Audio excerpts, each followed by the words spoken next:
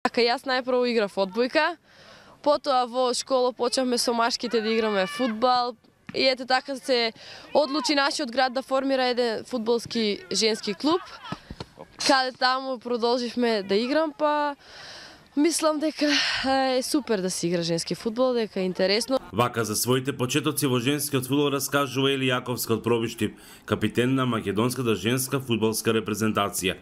Иако важи за машки спорт, Ели и нејзините другарки од репрезентацијата велат дека можат машки да се носат со предизвиците. Значи машкиот фудбал е погруп, женскиот фудбал е понежен.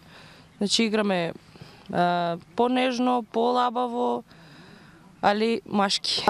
За прв пат почнав со машки да тренирам. Имам тренирано една година со машки клуб, па после дојдов кај женските и па сите чудно го прифатија тоа, пошто кај нас не е уште толку женскиот фудбал. Вела дека за успех е потребна напорна работа и по неколку часови тренинзи на ден. Желба на сите е кариерите да ги продолжат во некој од европските клубови, иако дел од нив веќе настапувале надвор од Македонија. Задоволни се што женскиот фудбал во земјава има иднина.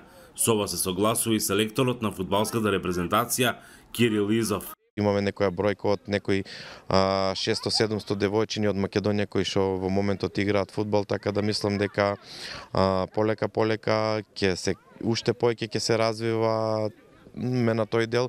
Сепак Македонија е се уште далеко од женскиот фудбал кој се игра во Европа. Со оглед на тоа што имаме и доста играчи кои што се надвор во странство, дека многу брзо ќе можеме да бидеме пандан барем на овие балкански држави, а со тек на време нели на оние посилните европски репрезентации. Првите почетоци на женскиот фудбал во Македонија се пред 15 години, кога било тешко да се формира клуб и да се најдат девојки кои сакаат да играат фудбал.